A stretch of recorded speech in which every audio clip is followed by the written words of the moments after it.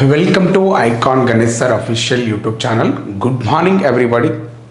ఈరోజు మన టాపిక్ వచ్చేసి ఆంధ్రప్రదేశ్ మరియు తెలంగాణ ప్రాంత విద్యార్థులు ఎవరైతే గ్రూప్ 1 మరియు గ్రూప్ 2 ప్రిపేర్ అవుతున్నారో వాళ్ళని దృష్టిలో పెట్టుకొని మీకు ఈరోజు క్లాస్ అనేది అందించడం జరుగుతుంది. మరి దీంట్లో ప్రధానంగా మనం ఈరోజు ఏ టాపిక్ను తీసుకుంటున్నాము అంటే ఫస్ట్ మీకు సిలబస్కు సంబంధించినటువంటి ఏపీ కానీ తెలంగాణకు సంబంధించినటువంటి సిలబస్ను మీకు నేను పీడిఎఫ్ రూపంలో అందిస్తున్నాను. కావాలి అంటే మీరు ఏ కోర్స్ అయితే పర్చేజ్ చేసిరో ఆ కోర్సులో మీకు ఈ యొక్క పీడిఎఫ్ అనేది సిలబస్ పీడిఎఫ్ రూపంలో మీకు అందులో అప్లోడ్ చేస్తాము. కావాలి అనుకున్న వాళ్ళు డౌన్లోడ్ చేసుకోండి. లేదు ఒకవేళ మీకు సిలబస్ కాపీ కావాలి అనుకుంటే నా నంబర్కి వాట్సాప్ చేయండి. మన నంబర్ మీ దగ్గర ఉంది కదా, మీకు ఈ సిలబస్ కాపీని మీకు పీడిఎఫ్ రూపంలో అందిస్తున్నాం. Okay right. ఇప్పుడు మనం దేని గురించి డిస్కస్ చేస్తున్నాం ప్రధానంగా ఇక్కడ అంటే చూడండి, ఆంధ్రప్రదేశ్ హిస్టరీ, తెలంగాణ హిస్టరీ రెండు బేసిక్గా ఒకే విధంగా కొన్ని చాప్టర్లు కొన్ని యూనిట్లు అనేది సిమిలర్గా ఉంటాయి. వాటిలో ఈరోజు మనం డిస్కస్ చేయబో టాపిక్ ఏంటిది అంటే శాతవాహనులు అనే టాపిక్ను మనం డిస్కస్ చేస్తున్నాం. ఏ టాపిక్ అంటున్నామండి? శాతవాహనులు అనే టాపిక్ను మనం ఈరోజు డిస్కస్ చేయబోతున్నాం. మరి ఈ శాతవాహనులల్లో మనం ప్రధానంగా చూస్తున్నటువంటి టాపిక్ ఏంటి? ఈ శాతవాహనులల్లో మనం చూస్తున్నటువంటి టాపిక్ ఏంటిది అంటే చూడండి, ఇక్కడ శాతవాహనులలో మనం అబ్జర్వ్ చేస్తున్నటువంటి టాపిక్ ఏంటిది అంటే శాతవాహనుల యొక్క రాజ్యం ఏ విధంగా ఆవిర్భవించింది, రాజ్య స్థాపకుడు ఎవరు, గొప్పవాడు ఎవరు, ఇట్లాంటి అంశాలన్నింటినీ మనం చూసుకోవాలి. అవునా కాదా? ఎస్. ఇప్పుడు దీంట్లో నేనేం చెప్తున్నానంటే శాతవాహనులలో ఫస్ట్ అంటే మీకు నాలెడ్జ్ అనేది నేర్పిస్తాను. ఫస్ట్ చూడండి, శాతవాహనులలో వారికి సంబంధించినటువంటి చారిత్రక ఆధారాలు ఏమిటి, ఇవన్నీ ఇప్పుడు ఒక రాజ్యం యొక్క చరిత్రను తెలుసుకోవడానికి ఆధారాలు అనేవి దోహదం చేస్తాయని మీ అందరికీ తెలుసు. ఎలాంటి ఆధారాలు దోహదం చేస్తాయి అంటే చారిత్రక ఆధారాలు అని, సాహిత్య ఆధారాలు, విదేశీ రచనలు, స్వదేశీ రచనలు, పురావస్తు ఆధారాలు, శాసనాలు, ఈ అడ్డమైనవి అన్నీ ఉంటాయి. ఇక నాణాలు, కట్టడాలు, ఇవన్నిటి గురించి మనం డిస్కస్ చేసినాం కదా. ఇప్పుడు నేను ఏమంటున్నాను అంటే ఈ శాతవాహనుల గురించి మనం డిస్కస్ చేస్తున్నాం. ఓకే, శాతవాహనులు. Good morning all of you. అందరికీ నేను చెప్పేది అర్థమవుతుంది, క్లియర్ కట్గా వాయిస్ ఉంది అని నేను అనుకుంటున్నాను. ఓకే డన్ అమ్మ? రైట్, అందరికీ క్లియర్ కట్గా వాయిస్ వస్తుంది కదా? రైట్. ఇప్పుడు చూడండి, మనం టాపిక్ను డిస్కస్ చేస్తున్నాం.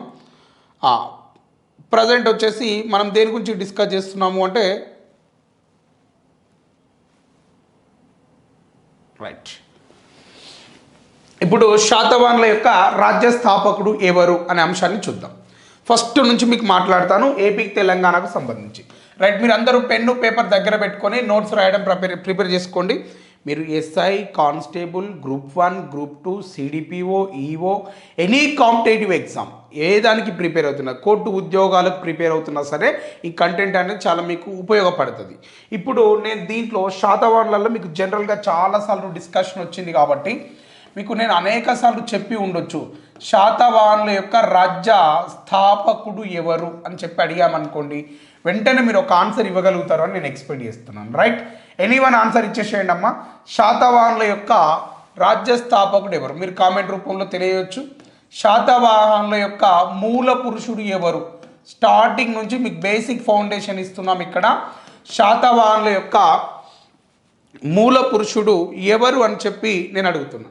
మరి శాతవాహనుల యొక్క మూల పురుషుడిగా మనం ఎవరిని పేర్కొంటున్నాము అంటే ఈ యొక్క శాతవాహనుడు అనే వ్యక్తిని. ఎవరిని అంటున్నామండి? శాతవాహనుడు అనే వ్యక్తిని శాతవాహనుల యొక్క మూల పురుషుడు అని చెప్పి పిలుస్తున్నాం. నోట్స్ రాసుకోండి, వీలైనంత వరకు నోట్స్ రాసుకోండి. ఓకే, రన్నింగ్ నోట్స్ రాయండి. నేను మళ్ళీ మీకు పీడిఎఫ్ మెటీరియల్ కూడా ఇవ్వడానికి అవకాశం ఉంది, ఇస్తాను. రైట్, నెక్స్ట్ శాతవాహనుల యొక్క రాజ్య స్థాపకుడు ఎవరు అని చెప్పి నేను అడుగుతున్నాను. శాతవాహనుల యొక్క రాజ్య స్థాపకుడు ఎవరు అని చెప్పి అడిగితే ఏం చెప్పాలి? రైట్, శాతవాహనుల యొక్క రాజ్య స్థాపకుడు సారు ఎవరు అంటే శ్రీముఖుడు శాతవాహనుల యొక్క రాజ్య స్థాపకుడు అని చెప్తున్నాం. ఎవరు అంటున్నామండి? శ్రీముఖుడు అనేవాడు శాతవాహనుల యొక్క రాజ్య స్థాపకుడు అని చెప్పి పిలుస్తున్నాం. ఎవరిని అంటున్నామండి? శ్రీముఖుణ్ణి శాతవాహనుల యొక్క రాజ్య స్థాపకుడు అని చెప్పి మాట్లాడతాం. ఓకే, గొప్పవాడు ఎవరు? అందరు కామెంట్లో ఇంటరాక్ట్ అవ్వండి, నోట్స్ రాసుకోండి వీలైనంత వరకు. శాతవాహన రాజ్యంలో గొప్పవాడు ఎవరు అంటున్నా. సార్ శాతవాహన రాజ్యంలో గొప్పవాడు ఎవరు సార్ అంటే మాకు తెలియదా సార్? గౌతమిపుత్ర శాతకర్ణి. ఏం పేరు అంటున్నామండి? గౌతమిపుత్ర శాతకర్ణి గారు శాతవాహన రాజ్యంలో గొప్పవాడు అంటున్నా. సారు గొప్పోడు ఎవడు? గౌతమిపుత్ర శాతకర్ణి శాతవాహన రాజ్యంలో గొప్పవాడు అని చెప్పి పిలుస్తున్నా. ఎవరిని గొప్పవాడు అంటున్నా? గౌతమిపుత్ర శాతకర్ణి గారిని ఈ యొక్క శాతవాహన రాజ్యంలో గొప్పవాడు అని చెప్పి పిలుస్తున్నాం. ఓకే, మరి ఇతన్నే చాలామంది ఏమని రాసుకుంటారంటే జిపిఎస్ అని రాసుకుంటారు. ఏమని రాసుకుంటారండి? జిపిఎస్ అని చెప్పి రాసుకుంటారు. నెక్స్ట్, మలి శాతవాహనులలో గొప్పవాడు ఎవరు? ఓకేనా, మలి శాతవాహనులలో గొప్పవాడు ఎవరు అని చెప్పి నేను అడుగుతున్నాను. ఎవరు అంటున్నామండి? మలి శాతవాహనులలో గొప్పవాడు. ఓ ఇదంతా రాయద్దు కదా. మలి శాతవాహనులలో గొప్పవాడు ఎవరు? రైట్, ఇక్కడ చూడండి, మలి శాతవాహనులలో గొప్పవాడు ఎవరు అంటే రైట్ ఆయన పేరు రాస్తున్నాను ఇక్కడ, యజ్ఞశ్రీ శాతకర్ణి. ఏం పేరండి? యజ్ఞశ్రీ శాతకర్ణి మలి శాతవాహనులలో గొప్పవాడు అని చెప్పి పిలుస్తున్నాం.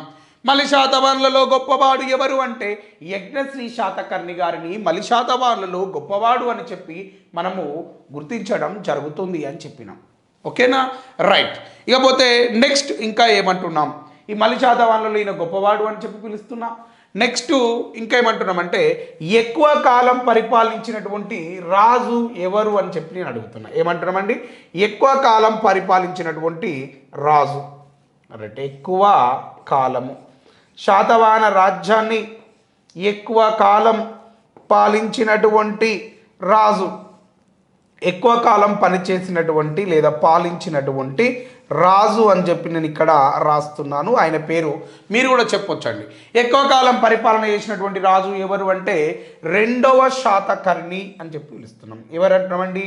రెండవ శాతకర్ణి. ఇతడు ఎక్కువ కాలం పరిపాలించినటువంటి రాజు అని చెప్పి పిలుస్తున్నాం. ఎక్కువ కాలం పరిపాలించినటువంటి రాజు ఎవరు అంటే మలి శాతవాహనులలో గొప్పవాడు యజ్ఞశ్రీ శాతకర్ణి. ఎక్కువ కాలం పరిపాలించినటువంటి రాజు రెండవ శాతకర్ణి అంటున్నాం. మరి ఇతడు ఎన్ని సంవత్సరాలు పరిపాలించాడు అంటే ఈయన 56 సంవత్సరాల కాలం పాటు రాజ్య పరిపాలన చేశాడు అని చెప్తున్నా. ఎన్ని సంవత్సరాల కాలం పాటు? 56 సంవత్సరాల కాలము ఇతడు రాజ్య పరిపాలన చేసినాడు అని చెప్తున్నాం. ఓసారి ఎవరు చేసిరు? యజ్ఞశ్రీ శాతకర్ణి ఎన్ని సంవత్సరాలు పరిపాలించాడు సార్? రెండవ శాతకర్ణి ఎన్ని సంవత్సరాలు పరిపాలించాడు సార్? 56 ఏళ్ళు ఈయన పరిపాలించడం జరిగినది అని చెప్తున్నాం. ఎవరండి? యొక్క రెండవ శాతకర్ణి అని చెప్తున్నాం. రైట్, ఇక్కడ చూడండి, మూల పురుషుడు ఎవరు? శాతవాహనుడు. స్థాపకుడు ఎవరు? శ్రీముఖుడు. గొప్పవాడెవడు? గౌతమిపుత్ర శాతకర్ణి. మలి శాతవాహనులలో గొప్పవాడు ఎవరు? యజ్ఞశ్రీ శాతకర్ణి. ఎక్కువ కాలం పరిపాలించినటువంటి రాజు ఎవరు? రైట్, ఏం పేరు చెప్తున్నామండి? రెండవ శాతకర్ణి ఎక్కువ కాలం పరిపాలించినటువంటి రాజుగా మనము గుర్తిస్తున్నాము అని చెప్పినాం. Okay, done. నెక్స్ట్ ఇకపోతే మరొక అంశాన్ని తీసుకుందాం. మరి ఇప్పుడు ఎక్కువ కాలం పరిపాలించిన వాడు వచ్చిండు, లంత్ వచ్చిరు. మరి చివరి వాడు ఎవడు? శాతవాహన రాజ్యంలో చివరి వాడిగా మనం ఎవరిని గుర్తిస్తున్నాం అంటే ఇక్కడ చూడండి, చివరి వాడు శాతవాహన రాజ్యంలో చివరి వాడు, చివరి రాజు ఎవరు అని చెప్పి అడిగితే నేనేం చెప్తాను? శాతవాహన రాజ్యంలో చివరి వాడు ఎవరు అని చెప్పి అడిగితే టక్కన ఏం చెప్పాలంటే రైట్ చూడండి, మూడవ పులోమావి అని చెప్తున్నాం. ఏం పేరు అంటున్నామండి? మూడవ పులోమావి అని చెప్తున్నా. ఏం పేరు అంటున్నామండి? మూడో పులోమావి గారిని శాతవాహన రాజ్యంలో ఈ యొక్క చివరి వాడు అని చెప్పి పిలుస్తున్నాం. సార్ ఎవరిని పిలుస్తున్నాం? మూడో పులోమావిని. ఏమని పిలుస్తున్నా? శాతవాహన రాజ్యంలో చివరి వాడు అని చెప్పి పిలుస్తున్నాం. మరి శాతవాహన రాజ్య పాలకులు ఎంతమంది? మొత్తం 30 మంది సార్. శాతవాహన రాజ్య పాలకులు మొత్తం ఎంతమంది అంటే 30 మంది పరిపాలించారు సార్. శాతవాహన రాజ్యంలో మొత్తం పాలకుల సంఖ్య ఏమంటున్నాం సార్? పాలకుల సంఖ్య అని చెప్పి పిలుస్తుంది. దేంట్లో? శాతవాహన రాజ్యంలో పాలకుల సంఖ్య ఎంత అంటే బోర్డు మీద రాసినంత 30 మంది రాజులు పరిపాలించారు అని చెప్తున్నాం. ఎంతమంది రాజులు? 30 మంది రాజులు పరిపాలించడం జరిగింది. మరి వీళ్ళు ఎన్ని వర్గాలుగా తీసుకుంటున్నాం ఈ యొక్క శాతవాహన రాజులను? తొలి శాతవాహనులు ఏమంటున్నామండి? తొలి శాతవాహనులు అని చెప్పి పిలుస్తున్నాము. ఓకే, ఏమని పిలుస్తున్నాం సార్? తొలి శాతవాహనులు అంటున్నాం. నెక్స్ట్ ఇంకేమంటున్నామంటే మలి శాతవాహనులు అని చెప్పి పిలుస్తున్నాం. ఏమంటున్నామండి? మలి శాతవాహనులు అని చెప్పి పిలుస్తున్నాం. ఓకేనా? ఇప్పుడు మనందరికి డౌట్ వస్తుంది, శాతవాహనులలో ప్రముఖుడు ఎవరు అంటే, ఈ యొక్క శాతవాహనులలో ప్రముఖుడిగా మనం ఎవరిని పేర్కొంటున్నాము అంటే వెంటనే ఏం పేరు చెప్పొచ్చు? ఈ యొక్క శ్రీముఖుడు మొదటివాడు అని చెప్పి పిలుస్తున్నాం. శాతవాహనులలో ప్రముఖుడు మొదటివాడు ఎవరు అంటే శ్రీముఖుడు. మరి మలి శాతవాహనులలో ప్రముఖుడిగా మనం ఎవరిని పేర్కొంటాం? మలి శాతవాహనులలో ప్రముఖుడిగా మనం ఎవరిని పేర్కొంటున్నాం? ఇక్కడ రాస్తున్నా చూడండి. మలి శాతవాహనులలో మొదటివాడు, ప్రముఖుడి కంటే ముందుగా నేను ఏమని రాస్తున్నా? మొదటివాడు. మలి శాతవాహనులలో మొదటి రాజు ఎవరు అంటే ఆయన పేరు ఇక్కడ బోర్డు మీద రాస్తున్నాం. ఏం పేరు రాయాలా? ఈ యొక్క రెండవ పులోమావి. మొదటివారు ఎవరు అంటున్నామండి? రెండో పులోమావి మలి శాతవాహనులలో మొదటివాడు అని చెప్పి పిలుస్తున్నాం. ఓకే, మరి మలి శాతవాహనులలో చివరి వాడేవాడు? మూడో పులోమావి. శాతవాహనులందరిలో చివరి వాడేవాడు? మూడో పులోమావి. శాతవాహనులో మొదటి వాడేవాడు? శ్రీముఖుడు. శాతవాహనులందరిలో గొప్పవాడేవాడు? గౌతమిపుత్ర శాతకర్ణి కదా నాయా. Okay, done. మరి మలి శాతవాహనులలో గొప్పవాడు ఎవరు సారు? మలి శాతవాహనులలో గొప్పవాడిగా మనం ఎవరిని పేర్కొంటున్నాము అంటే యజ్ఞశ్రీ శాతకర్ణి గారిని మలి శాతవాహనులలో గొప్పవాడు అని చెప్పి పిలుస్తున్నాము అని చెప్తున్నాము. Okay, done. అర్థమైంది అని నేను అనుకుంటున్నాను అందరికీ. ఓకేనా? రైట్. ఇప్పుడు నెక్స్ట్ ఇకపోతే ఈ శాతవాహనుల యొక్క రాజధానులు ఏమిటి? రైట్, శాతవాహనుల యొక్క రాజధానులు ఏమిటి అని చెప్పి అడుగుతున్నాం. ఫస్ట్ ఈ రాజధానులు ఎన్ని ఉన్నాయి అనే ముచ్చట్ను చూడాలి. శాతవాహనుల కాలంలో రాజధానులు ఎన్ని ఉన్నాయి అనే ముచ్చట్ను చూస్తే శాతవాహనుల కాలంలో రాజధానులు 3 ఉన్నాయి సార్. ఏమున్నాయి సార్? 3 ఉన్నాయి సార్. శాతవాహనుల కాలంలో రాజధానులు ఏమున్నాయి అంటే 3 రాజధానులు కలవు. ఒకటి ఏమిటి అంటే మహారాష్ట్రలో ఉన్నటువంటి ప్రతిష్టానపురము. ఏమంటున్నామండి? ప్రతిష్టానపురము అని చెప్పి పిలుస్తున్నాం. ఒకటి ఏమంటున్నామంటే ప్రతిష్టానపురము అంటున్నాం. శాతవాహనుల యొక్క రాజధానులు ఎన్ని అంటే 3 అని చెప్పి పిలుస్తున్నాం. ఒకటేమో ప్రతిష్టానపురము అని చెప్తున్నా. ఇది ఏ రాష్ట్రంలో ఉన్నది? ప్రతిష్టానపురము. మహారాష్ట్ర కేంద్రంగా ప్రతిష్టానపురము కనిపిస్తూ ఉన్నది. ఎక్కడ కనిపిస్తుంది? ఇది మహారాష్ట్రలో ప్రతిష్టానపురము అనేది మనకు కనిపించడం జరుగుతుంది. ఏం కనబడుతుంది సార్? ప్రతిష్టానపురం. ఏడ కనబడుతుంది సార్? ఈ యొక్క మహారాష్ట్రలో కనిపిస్తూ ఉన్నది. మరి ప్రతిష్టానపురమునకు గల మరొక పేరు ఏమిటి? ప్రతిష్టానపురమునకు గల మరొక పేరు ఏమిటి అంటే దీనికి గల మరొక పేరునే ఏమంటాము అంటే ఫైతాన్ అని పిలుస్తున్నాం. ఏమంటున్నామండి? ఫైతాన్ అని చెప్పి పిలుస్తున్నా. దేనికి గల మరొక పేరు? ప్రతిష్టానపురమునకు గల మరొక పేరునే నేనేమంటున్నామంటే ఫైతాన్ అని చెప్పి పిలుస్తున్నా. దేనికి గల మరొక పేరు? ప్రతిష్టానపురమునకు గల మరొక పేరునే నేనేమంటున్నానంటే ఫైతాన్ అని చెప్పి పిలుస్తున్నా. ఓకేనా? డన్. నెక్స్ట్ ఇక పోతే ఇంకా ఏం చెప్తున్నాం? మరి ఈ శాతవాహనుల కాలంలో రెండవ రాజధానిగా దేన్ని గుర్తిస్తున్నాం? ఈ శాతవాహనుల కాలంలో రెండవ రాజధానిగా దేన్ని గుర్తిస్తున్నారు అంటే చూడండి, రెండవ రాజధాని పేరు చెప్తున్నాను. ఏమిటి అంటే ధరణి కోట అని చెప్పి పిలుస్తున్నాం. ఏమంటున్నాం సార్? ధరణి కోట అని చెప్పి పిలుస్తున్నాం. సార్ ఏమంటున్నామండి? ధరణి కోట అని చెప్పి పిలుస్తున్నాం. మరి ధరణి కోట అంటే ఏమిటి? దీనికి గల మరొక పేరు ఏమిటి? ఇది శాతవాహనుల యొక్క రెండో రాజధాని అంటున్నా. మరి దీనికి ఉన్నటువంటి మరొక పేరు ఏమిటి అంటే ధరణి కోటకు ఉన్నటువంటి మరొక పేరు ఏమిటి అంటే ధాన్య కటకము అని చెప్పి పిలుస్తున్నాం. ఏమంటున్నామండి? ధాన్య కటకం అని చెప్తున్నాం. మరి ఈ ధాన్య కటకముని ప్రస్తుతం ఏ పేరుతో పిలుస్తున్నామంటే అమరావతి. ఏమంటున్నామండి? అమరావతి అనే పేరుతోటి దీన్ని పిలవడం జరుగుతుంది అని చెప్తున్నాం. ఏ పేరుతో పిలుస్తున్నామో ధరణి కోట లేదా ధాన్య కటకము లేదా అమరావతి అనే పేరుతోటి పిలుస్తున్నాము అంటున్నాం. ఓకేనా? మరి ఈ అమరావతి ఏ రాష్ట్రంలో ఉన్నది? ఈ అమరావతి అనేది ఏ రాష్ట్రంలో ఉన్నది అంటే ఆంధ్రప్రదేశ్ రాష్ట్రంలో మనకు కనిపించడం జరుగుతూ ఉంటుంది. ఏ రాష్ట్రంలో కనిపిస్తుంది అంటున్నా? అమరావతి అనేది ఆంధ్రప్రదేశ్ రాష్ట్రంలో కనిపిస్తుంది. ఇది శాతవాహనుల యొక్క రెండవ రాజధానిగా మనం దీన్ని గుర్తించడం జరుగుతుంది అంటున్నాం. దేన్ని గుర్తిస్తున్నామండి? ఈ యొక్క ధరణికోటను. ఇకపోతే శాతవాహనుల యొక్క మూడవ రాజధాని ఏమిటి? ఎనీవన్ ఆన్సర్ చేయండి. శాతవాహనుల యొక్క మూడవ రాజధాని ఏమిటి?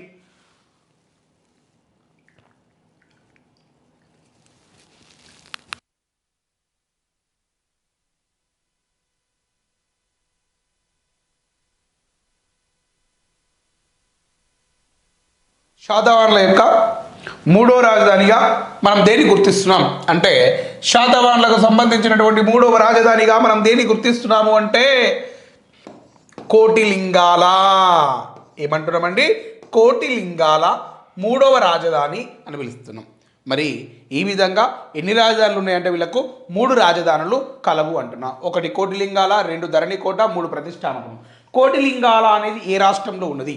ఈ కోటిలింగాల అనేది మనకి ఏ రాష్ట్రంలో కనబడుతుంది అంటే తెలంగాణ రాష్ట్రంలో కనబడుతుంది. సారీ, ఎడ కనబడుతుంది?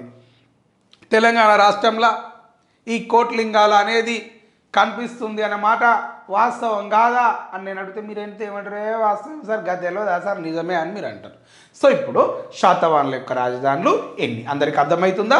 శాతవాహనుల యొక్క రాజధానులు ఎన్ని అని చెప్పి నేను అడుగుతున్నా. ఎనీవన్ ఆన్సర్ చేయండి, పట్టపట్టి చేయాలమ్మా ఆన్సరు. రైట్. శాతవాహనుల యొక్క రాజధానులు ఎన్ని సార్ అంటే 3. ఏంటి?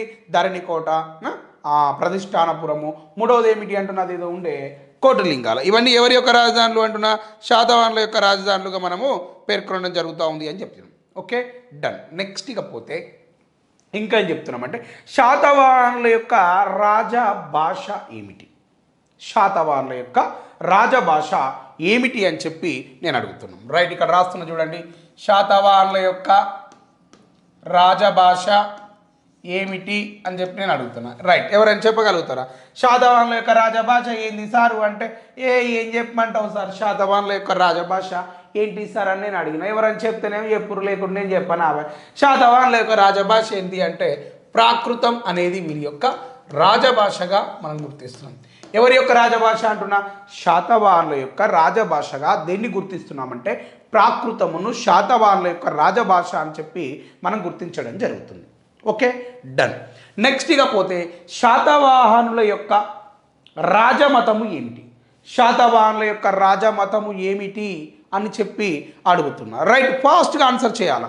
శాతవాహనుల యొక్క రాజమతము ఏమిటి అంటే నాకు తెలియదు, గంతే. శాతవాహనుల యొక్క రాజ మతము అని చెప్పి పిలుస్తున్నాం. మరి శాతవాహనుల యొక్క రాజమతం ఏంటి అంటే ఇగో చూడండి.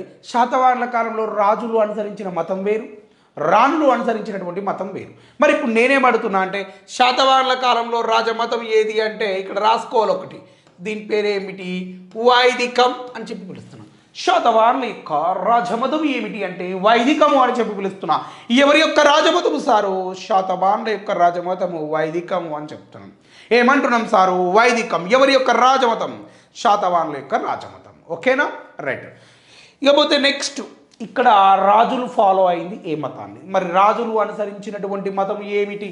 ఇక్కడ రాస్తున్న చూడిగా రాజులు అనుసరించినది ఏమిటి అంటే వైదిక మత సిద్ధాంతాలను, వైదిక మత సాంప్రదాయాలను రాజులు అనుసరించారు. కానీ రాణులు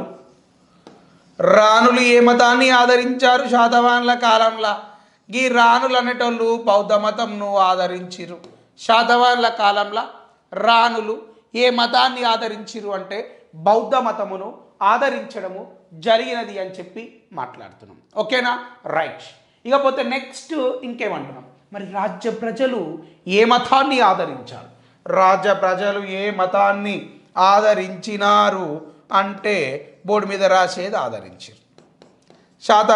శాతవాహనుల కాలంలో రాజ్య ప్రజలు ఏ మతాన్ని ఆదరించినారు అన్నప్పుడు రాజ్య ప్రజలు బౌద్ధ మతంను ఆదరించారు. జనరల్గా చూడండి, హీరోకి ఎక్కువ ఫ్యాన్స్ ఉంటారా, హీరోయిన్కి ఎక్కువ ఫ్యాన్స్ ఉంటారా అన్నారనుకోండి, మీరు చూడండి రాజుకు ఫ్యాన్స్ ఎక్కువ ఉంటారా, రాణులకు ఉంటారా అంటే రాణులకే ఉంటారు అని చెప్తాను. హీరో ఫ్యాన్స్ అంతా బయట కనబడతారు, హీరోయిన్ ఫ్యాన్స్ అంతా ఇంట్రోవర్ట్స్, బయట పడి ఎప్పటి కానీ అంత ఫ్యాన్స్ హీరోయిన్స్కే ఉంటారు. ఇక్కడ కూడా అంతే సుమా. రాజులంతా వైదిక మతాన్ని అనుసరిస్తే రాజ్య ప్రజలు మాత్రం రాణులు అనుసరించినటువంటి అతి గొప్పదైనటువంటి బౌద్ధ మతాన్ని ఆదరించారు. సో ఇప్పుడు రాజ్య ప్రజలు ఏ మతాన్ని ఆదరించారు అంటే బౌద్ధ మతమును ఆదరించడం జరిగినది అని చెప్తున్నా. ఏ మతాన్ని ఆదరించినారు అంటున్నా? బౌద్ధ మతమును ఆదరించారు అంటున్నాం. రైట్. ఇప్పుడు చూడండి, ఇప్పుడు లాంగ్వేజ్ ఆఫ్ కింగ్డమ్ ఏది అంటున్నా? ప్రాకృతం. రిలీజియన్ ఆఫ్ కింగ్డమ్ ఏది అంటున్నా? ఇక్కడ ఏమిచ్చినా వైదికం అని చెప్తున్నా. అంటే రూలర్స్ ఫాలో అయింది రిలీజియన్ అంటున్నా? వైదికం. ఈ యొక్క రాణులు ఫాలో అయింది బౌద్ధం. పీపుల్స్ ఫాలో అయింది ఏంది? బౌద్ధం. సో ఇక్కడ దాకా మీకు అర్థమైంది అని చెప్తున్నా.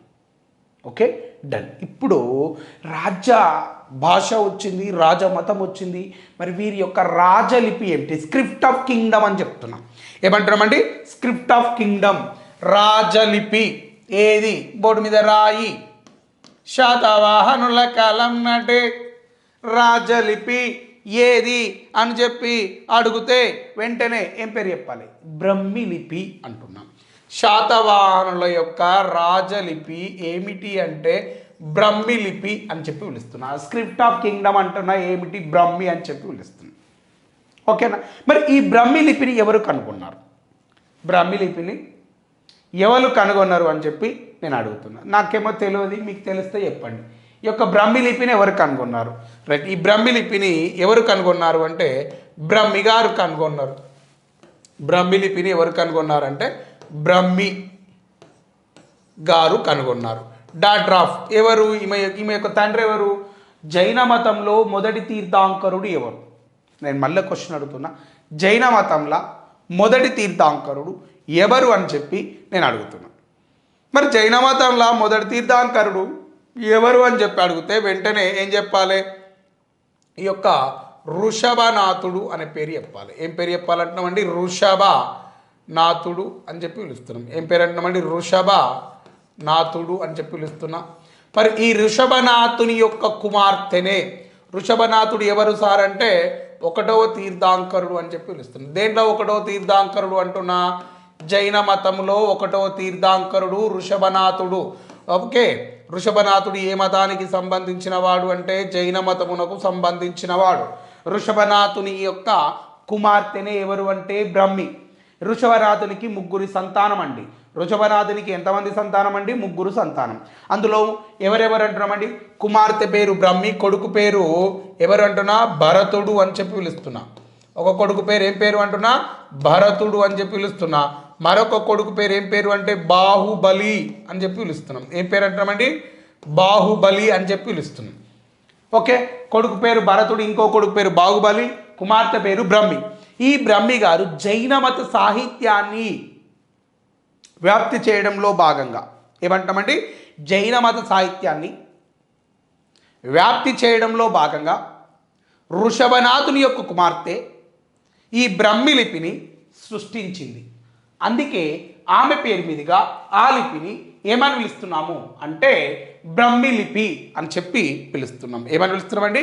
ఆమె పేరు మీదుగానే ఆ లిపిని ఏమని పిలుస్తున్నాము అంటే బ్రహ్మిలిపి అని చెప్పి పిలుస్తున్నాము. ఏమని పిలుస్తున్నామండి? బ్రహ్మిలిపి అని చెప్పి పిలుస్తున్నా. ఎవరి పేరు మీదుగా? బ్రహ్మి పేరు మీదుగా. మరి అది ఎవరి యొక్క రాజలిపి అయింది అంటున్నా? ఈ యొక్క శాతవాహనుల యొక్క రాజలిపిగా దాన్ని మనము గుర్తించడం జరుగుతుంది అంటున్నా. ఎవరి యొక్క రాజలిపి అంటున్నా? శాతవాహనుల యొక్క రాజలిపిగా మనం దేన్ని గుర్తిస్తున్నామంటే బ్రహ్మిలిపిని శాతవాహనుల యొక్క రాజలిపి అని చెప్పి పిలుస్తున్నాం. Okay, done. ఇక్కడ దాకా అర్థమైందా అందరికీ? నెక్స్ట్ ఇంకొక అంశానికి వెళ్దాం. ఎక్కడికి వెళ్దామంటే శాతవాహనుల యొక్క రాజలాంఛనం ఏమిటి? శాతవాహనుల యొక్క రాజలాంఛనం ఏంది అని చెప్పి నేను అడుగుతున్నా. మరి శాతవాహనుల యొక్క రాజలాంఛనం ఏంటిది అంటే చూడండి, ఏమిటి అంటామంటే ఎంబ్లమ్ ఆఫ్ కింగ్డమ్ అంటున్నా. శాతవాహనుల యొక్క రాజ లాంఛనం ఏంటి సారు అంటే శాతవాహనుల యొక్క రాజలాంఛనం ఏంటి సారు అంటే ఇక్కడ రాస్తున్నా చూడండి. ఏమిటి అంటున్నామండి? సూర్యుడు. శాతవాహనుల యొక్క రాజలాంఛనం ఏమిటి అంటే సూర్యుడు అనేది శాతవాహనుల యొక్క రాజలాంఛనము అని చెప్పి పిలుస్తున్నాం. అంటే ఈ శాతవాహనుల యొక్క రాజలాంఛనం సూర్యుడు ఎందుకు వచ్చింది అంటే సూర్య కులోద్భవ వంశానికి చెందిన వారు కావడం వల్ల శాతవాహనులను మనము యొక్క సూర్యవంశీయులుగా భావిస్తారు. అంటే సూర్యవంశీయులను పూజించేవారు అని అర్థం. మరి అందుకే వీరి యొక్క రాజలాంఛనం ఏమొచ్చింది అంటే సూర్యుడు అనేది వీరి యొక్క ఎంబ్లమ్ ఆఫ్ కింగ్డమ్ అని చెప్పి పిలుస్తున్నాం. Sun is recognised to emblem of kingdom of Satavahana dynasty. Okay right. ఈ విధంగా మనం శాతవాహనుల గురించి ఇక్కడ నేర్చుకున్నాం. ఓకేనా, డన్. ఇప్పుడు నేను అడిగితే ఫటాఫట మీరు ఆన్సర్లు చేయగలుగుతారా? రైట్ అందరికీ. సో ఇప్పుడు నేను క్వశ్చన్స్ అడుగుతాను, చూడండి, మీరు ఎవరు పాజిబిలిటీ అయితే వాళ్ళు ఆన్సర్ చేయండి. ఒకటి ఏమంటున్నామంటే శాతవాహనుల యొక్క రాజ్య స్థాపకుడు ఎవరు అని చెప్పి నేను అడుగుతున్నాం. రైట్, ఇది ఆంధ్ర తెలంగాణకు సంబంధించినటువంటి హిస్టరీ. గ్రూప్ 1 గ్రూప్ 2 ఎవరు అంటే SI, constable, CDPO, EO, any competitive exam prepare అయిన వారు ఈ క్లాసెస్ వినొచ్చు. దీంట్లో మనం ఫస్ట్ ఏం తీసుకుంటున్నామంటే శాతవాహనుల యొక్క మూల పురుషుడు ఎవరు. రైట్, అందరు చెప్పాలి, ఫటాఫట్ మీరు అందరు ఆన్సర్ చేయాలి. మీరు ఆన్సర్ చేస్తేనే సబ్జెక్ట్ ఇంటరాక్షన్ అనేది పెరుగుతుంది. లైవ్ ఇంటరాక్షన్, మనం ఆన్లైన్లో క్లాస్ వింటున్నాం, బాగా ఎక్కువగా ఇంటరాక్ట్ అవుతూ నా యొక్క సబ్జెక్ట్ తోటి మీరు మూవ్ అండి. డెఫినెట్లీ మీకు సబ్జెక్ట్ను ధమాకులో పెట్టేటువంటి బాధ్యత నాది. Okay done. మూల పురుషుడు ఎవరు? రైట్, శాతవాహనుల యొక్క మూల పురుషుడు ఎవరు అని చెప్పి నేను అడుగుతున్నా. ఏం పేరు అంటున్నామండి? శాతవాహనుడు. మరి శాతవాహనుల యొక్క రాజ్య స్థాపకుడిగా మనం ఎవరిని పేర్కొంటున్నాం? శాతవాహనుల యొక్క రాజ్య స్థాపకుడిగా మనం ఎవరిని పేర్కొంటున్నాం అంటే శ్రీముఖుడిని పేర్కొంటున్నాం. గొప్పవాడు ఎవరు? గౌతమిపుత్ర శాతకర్ణి. మళ్ళీ శాతవాహనులో గొప్పవాడు ఎవరు? యజ్ఞశ్రీ శాతకర్ణి. ఎక్కువ కాలం పరిపాలించిన రాజు ఎవరు? రెండవ శాతకర్ణి. ఏం పేరు అంటామండి? రెండవ శాతకర్ణి. ఎన్ని సంవత్సరాలు పరిపాలించాడు? 56 సంవత్సరాల కాలం పాటు శాతవాహన రాజ్యాన్ని పరిపాలించింది రెండవ శాతకర్ణి. అతి ఎక్కువ కాలం పరిపాలించినటువంటి వ్యక్తి ఇతడే అని చెప్పి నేను అడుగుతున్నాను. రైట్, ఇప్పుడు నేను ఒక క్వశ్చన్ అడుగుతున్నాను. దక్షిణ భారతదేశంలో ఎక్కువ కాలం పరిపాలించినటువంటి రాజు ఏమంటున్నా? దక్షిణ భారతదేశంలో ఎక్కువ కాలం పరిపాలించినటువంటి రాజుగా మనం ఎవరిని గుర్తిస్తున్నాం? ఈ యొక్క దక్షిణ భారతదేశంలో, ఏ భారతదేశంలో అంటున్నామండి? దక్షిణ భారతదేశములో ఎక్కువ కాలం పరిపాలించినటువంటి రాజు ఎవరు అని చెప్పి నేను క్వశ్చన్ అడిగిన. ఎనీవన్ ఆన్సర్ చేయండి. దక్షిణ ప్రాంతంలో, దక్షిణ భారతదేశంలో ఎక్కువ కాలం పరిపాలించినటువంటి రాజు ఎవరు అని చెప్పి నేను అడిగిన. ఎంతమంది ఆన్సర్ చేస్తారు? ఎక్కువ కాలం పరిపాలించినటువంటి రాజు ఎవరు అని చెప్పి అడిగినాను. కాబట్టి మీలో ఆన్సర్ తెలిస్తే చేయండి, లేకపోతే నేనే చెప్తాను. ఎక్కువ కాలం పరిపాలించినటువంటి రాజు ఎవరు అంటే రైట్ చూడండి, గణపతి దేవుడు అని చెప్పి పిలుస్తున్నాం. ఎవరంటామండి? దక్షిణ ప్రాంతంలో ఎక్కువ కాలం పరిపాలించినటువంటి రాజు ఎవరు అంటే గణపతి దేవుడు. ఎవరంటున్నామండి? గణపతి దేవుడు ఎక్కువ కాలం పరిపాలించుడు దక్షిణ భారతదేశంలో అంటున్నాడు. మరి ఈ గణపతి దేవుడు దక్షిణ ప్రాంతాన్ని ఎన్ని సంవత్సరాలు పరిపాలించాడు అంటే 63 సంవత్సరాల కాలం పాటు పరిపాలించాడు అంటున్నాం. ఎన్ని సంవత్సరాలు అంటామండి? ఇతడు 63 సంవత్సరాల కాలం పాటు దక్షిణ ప్రాంతాన్ని పరిపాలించిండు అంటున్నా. ఏ సామ్రాజ్యము అంటే కాకతీయ సామ్రాజ్యము అని చెప్పి పిలుస్తున్నాం. ఏమంటామండి? కాకతీయ రాజు, కాకతీయ సామ్రాజ్యముగా మనం ఇతడిని గుర్తించడం జరుగుతుంది. ఎక్కువ కాలం పరిపాలించినటువంటి దక్షిణ ప్రాంత రాజు ఎవరు అంటే గణపతి దేవుడు. ఎన్నేళ్ళు పరిపాలించాడు అధ్యక్ష? 63 సంవత్సరాల కాలం పాటు ఇతడు పరిపాలించడం జరిగింది.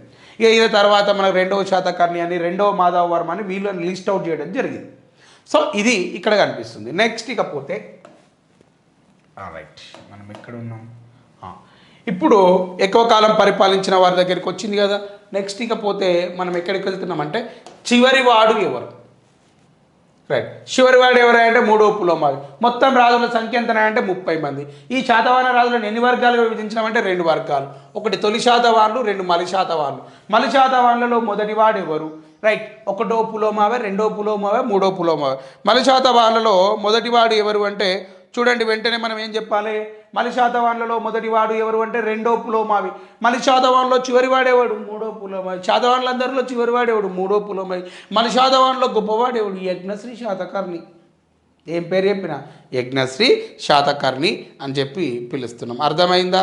రైట్, అందరికీ సమజవుతుందా? క్లారిటీగా వచ్చిందా? రైట్, ఇకపోతే శాతవాహనుల యొక్క రాజధానులు ఎన్ని? చూడండి సార్, శాతవాహనుల యొక్క రాజధానులు మొత్తం 3 సార్. ఒకటి ఏంటి సార్? ప్రతిష్టానపురం. దానికి ఇంకో పేరు ఏం పేరు సార్? ఫైతాన్. మరి రెండో రాజధాని ఏంటి సార్? ధరణికోట. దానికి ఇంకో పేరు ఏం పేరు సార్? ధాన్యకటకం. దానికి ఇంకో పేరు ఏం పేరు సార్? అమరావతి అని ప్రస్తుతం పిలుస్తున్నాం. ఈ ధరణికోటకే ఇంకా ఏమైనా పేర్లు ఉన్నాయంటే దేహదిన్నే అని చెప్పి పిలుస్తారు. ఓకేనా? దీనికే ఇంకో పేరు ఏం పేరు? వజ్రాల దిన్నే అని చెప్పి పిలుస్తాం. ఏమంటున్నామంటే దేహదిన్నే మరియు వజ్రాల దిన్నె అని చెప్పి కూడా పిలుస్తున్నాం. దేనిని? ధరణి కోటను ఏమంటున్నామండి? దేహ దిన్నె, వజ్రాల దిన్నె అని కూడా పిలుస్తున్నాము. ఓకే, మూడో రాజధాని ఏమిటి? కోటిలింగాల. రెండో రాజధాని ఏమో అమరావతి, ఇది ఆంధ్రప్రదేశ్లో ఉంటుంది. మొదటి రాజధాని ఏమి? మహారాష్ట్రలో ఉంటుంది. మూడవ రాజధాని కోటిలింగాల తెలంగాణ అనే రాష్ట్రంలో మనకు కనిపిస్తూ ఉంది. Okay, done. మరి శాతవాహనుల యొక్క రాజభాష ఏమిటి అంటే ప్రాకృతం.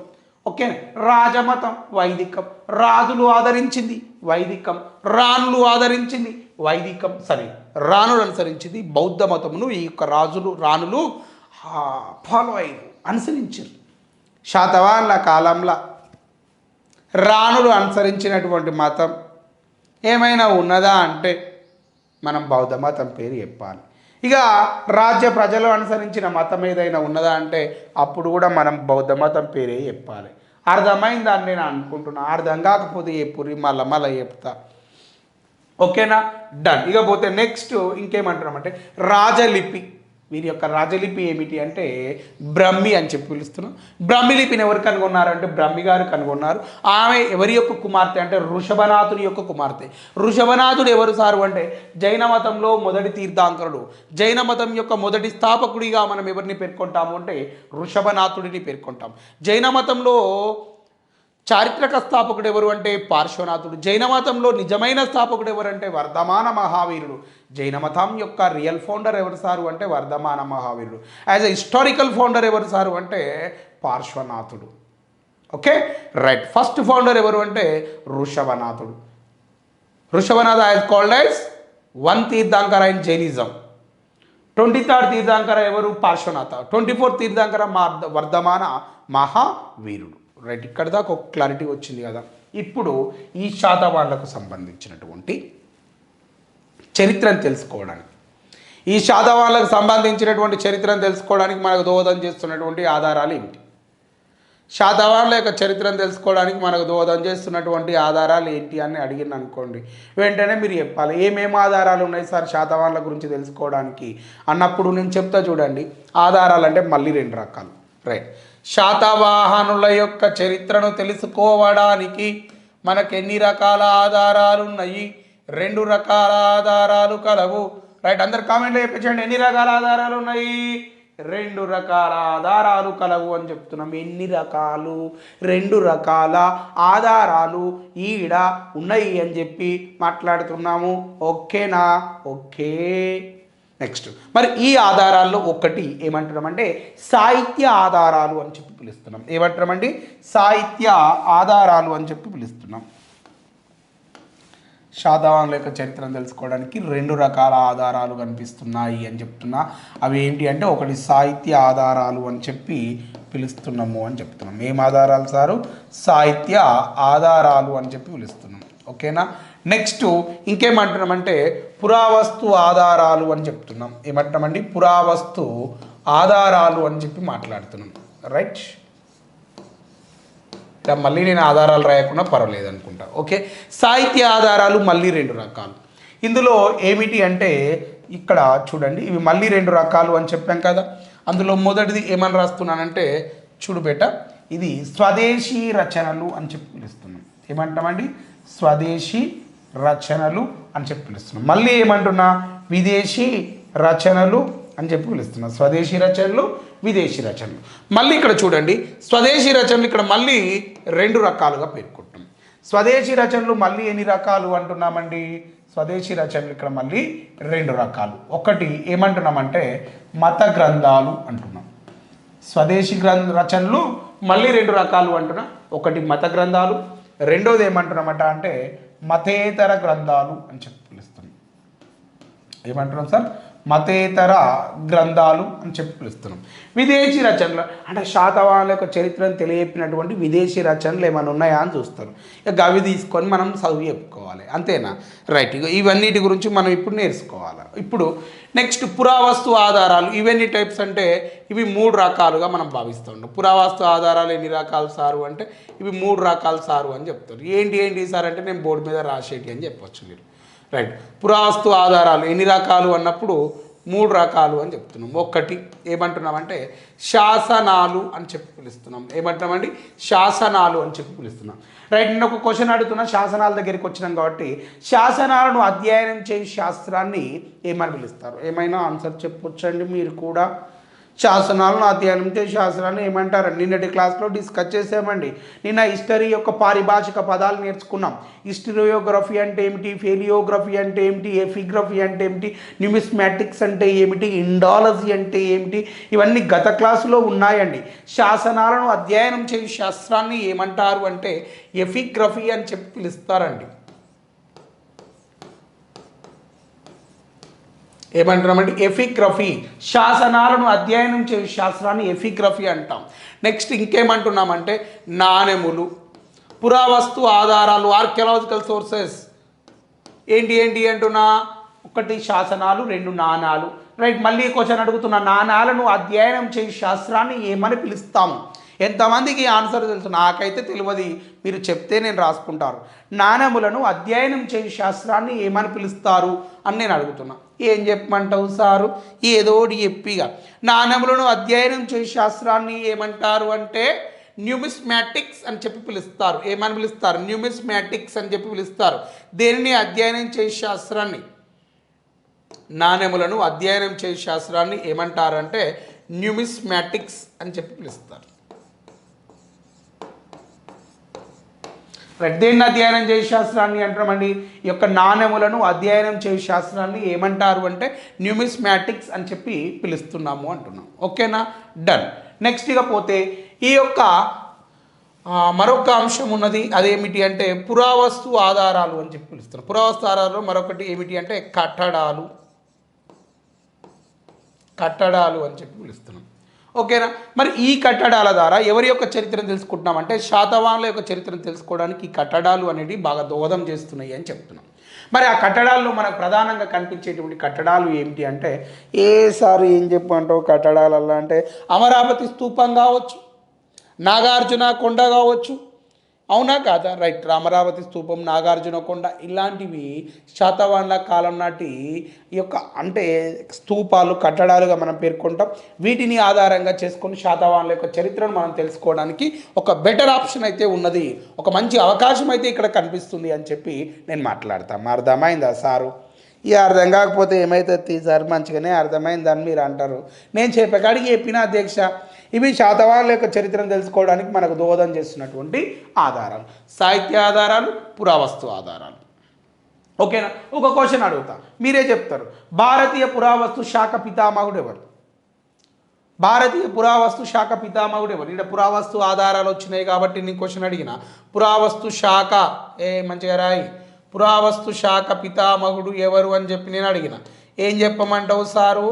తెలియంది చెప్పమంటావా, తెలిసింది చెప్పమంటావా? రైట్, పురావస్తు శాఖ పితామహుడు ఎవరు అని చెప్పి నేను అడిగిన. నీ ఆన్సర్ ఏమైనా తెలుస్తేనేమో చెప్పు, తెలియకపోతే నేను లేనా చెప్పి నీకు మిత్రమా? రైట్, ఏమైనా రాశారా? అలెగ్జాండర్ కన్నింగ్ హోమ్ గారిని భారతీయ పురావస్తు శాఖ పితామహుడు అని చెప్పి పిలుస్తున్నాం. ఎవరిని పిలుస్తున్నాం? అలెగ్జాండర్ కన్నింగ్ హోమ్ గారిని భారతీయ పురావస్తు శాఖ పితామహుడు అని చెప్పి పిలుస్తున్నాం. ఏమంటామండి? అలెగ్జాండర్ కన్నింగ్ హోమ్ గారిని భారతీయ పురావస్తు శాఖ పితామహుడు అని చెప్పి మనం పిలవడం జరుగుతుంది. భారతీయ పురావస్తు శాఖ, శాస్త్రం కాదు అధ్యక్ష, భారతీయ పురావస్తు శాఖ యొక్క మొదటి డైరెక్టర్ జనరల్ ఇతడే. సింధు నాగరికత మీద మొదటిసారిగా తవ్వకాలు చేపట్టింది కూడా ఇతడే. అందుకే ఇతన్ని ఏమని పిలుస్తున్నాం? భారతీయ పురావస్తు శాఖ పితామహుడు అని చెప్పి పిలుస్తున్నాం. ఇప్పుడు మనము శాసనాల దగ్గరికి పోదామా, సాహిత్య ఆధారాల దగ్గరికి పోదామంటే యాజ్ యువర్ విష్. ఏది చెప్పమంటే గది చెప్తా. శాసనాలు చెప్పాలా, సాహిత్య ఆధారాలు చెప్పాలా నేను అడుగుతాను. మీరు ఏదో ఒకటి చెప్పు అని మీరు నన్ను అడగొచ్చు, అడుగుతారు కదా. రైట్, ఏది చెప్పాలి మీ ఇష్టం, మీరు ఏది అడిగితే గది చెప్దాం.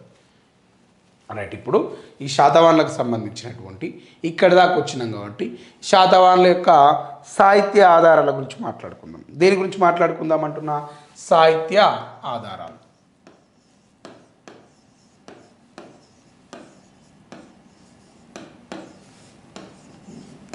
శాతవాహనులకు సంబంధించినటువంటి సాహిత్య ఆధారాలు అని చెప్పి నేను మాట్లాడుతున్నాను. రైట్, దేని గురించి మాట్లాడుతున్నామండి?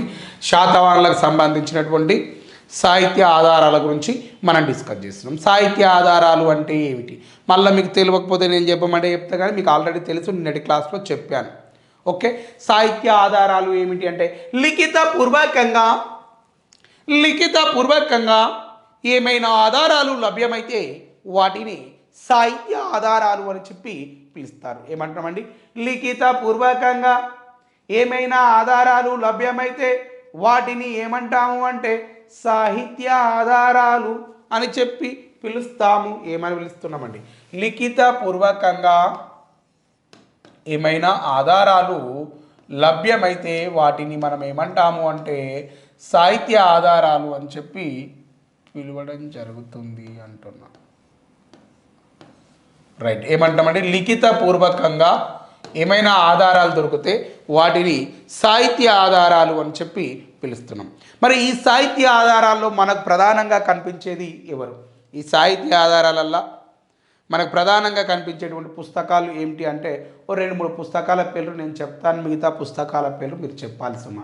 రైట్. మీకు తెలిసిన ఒక మంచి పుస్తకం చెప్పండి. శాతవాహనుల గురించి తెలియపిన ఒక మంచి పుస్తకం ఏమిటి? శాతవాహనుల గురించి తెలియపినటువంటి ఒక మంచి పుస్తకం ఏం సార్, ఏం పుస్తకము, ఏం కథ అని మీరు నన్ను అడగవచ్చు, నేను చెప్పగలుగుతాను. రైట్. ఈ శాతవాహనుల గురించి మనకు మొదటిసారిగా తెలియపింది ఏమిటి అంటే పురాణాల, ఇతిహాసాల ఏంటి అని మీకు డౌట్ వస్తుంది. రైట్. ఈ శాతవాహనుల గురించి చెప్పినవి ఏంటి అంటే పురాణాలు చెప్పినాయి. ఫస్ట్ అంటే బేసిక్ నుంచి తీసుకొస్తున్నా. శాతవాహనుల గురించి డిస్కస్ చేసింది ఏమిటి అంటే పురాణాలు. రైట్. లిఖితపూర్వకంగా పురాణాలు ఉన్నాయా సార్? ఉన్నాయి సార్. శాతవాహనులకు సంబంధించినటువంటి ఆధారాలను అందించింది ఏమిటి అంటే పురాణాలు. రైట్. మీలో ఎంతమందికి తెలుసు పురాణాల గురించి? రైట్. పురాణాలు అంటే ఏమిటి? పురాణాలు ఎన్ని ఉన్నాయి? ఏం చెప్పమంటావు సారు? పురాణాలు ఎన్ని ఉన్నాయో తెలియదా? మాకు తెలుసు, కానీ మీరు ఒకసారి డిస్కషన్ చేయండి. పురాణాలు ఎన్ని ఉన్నాయంటే 18 పురాణాలు కలవు. ఆ పురాణాలనే మనం ఏమంటాము అంటే అష్టాదశ పురాణాలు అని చెప్పి పిలుస్తాము. ఏమంటామండి? అష్టాదశ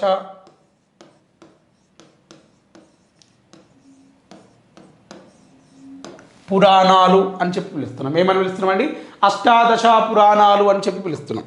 ఈ అష్టాదశ పురాణాలు అంటే ఎన్ని అంటున్నాం? పురాణాలు మొత్తం ఎన్ని ఉన్నాయి అంటే 18 పురాణాలు కలవు. అందుకే వీటిని ఏమంటున్నామంటే అష్టాదశ పురాణాలు అని చెప్పి పిలుస్తాం. ఎన్ని ఉన్నాయండి? 18 పురాణాలు ఉన్నాయి. దాన్ని మనం ఏమంటామంటే ఈ యొక్క అష్టాదశ పురాణాలు అని చెప్పి పిలుస్తున్నాం. మరి ఇందులో మొదటి పురాణం ఏమిటి? మొదటి పురాణము ఏమిటి అని చెప్పి నేను అడుగుతున్నాను. అష్టాదశ పురాణాలు ఉన్నాయి అంటున్నాం కదా, దాంట్లో మొదటి పురాణం ఏమిటి అంటే చూడండి. మొదటి పురాణం ఏమిటి అంటే బ్రహ్మ పురాణం అనేది మొదటి పురాణముగా మనం గుర్తించాలి. ఏమంటామండి? బ్రహ్మ పురాణము అనేది మొదటి పురాణముగా మనము గుర్తిస్తున్నాం. ఏంటి సార్? బ్రహ్మ పురాణం అనేది మొదటి పురాణము అని చెప్తున్నా. రెండవ పురాణం ఏమిటి అన్నప్పుడు చూడు, ఇక్కడ రాస్తాను. రెండవ పురాణం ఏమిటి అన్నప్పుడు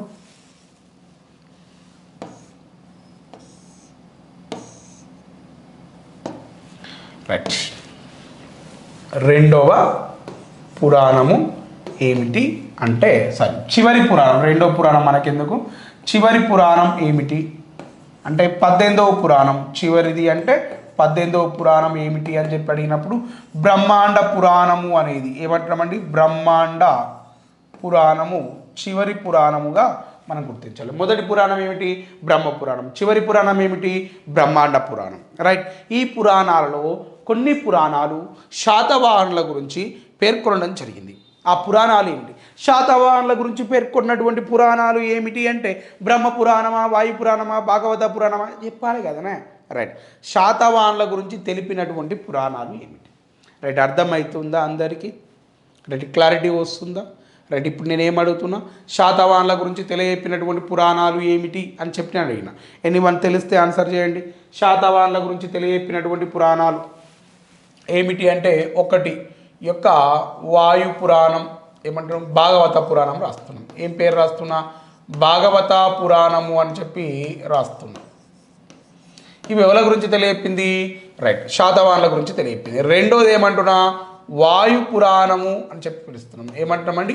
వాయు పురాణం. నెక్స్ట్ ఇంకేమంటున్నా? విష్ణు పురాణము అని చెప్పి పిలుస్తున్నాం. ఏమంటున్నా?